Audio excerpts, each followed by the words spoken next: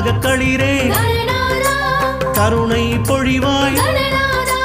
காருண்யமூர்த்தி கருணையின் உருவே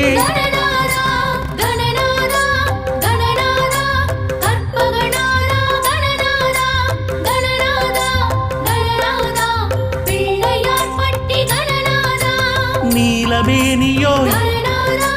நிம்மதி தருவாய் நீலகண்டன் மகன் நீண்ட துயர் போக்கு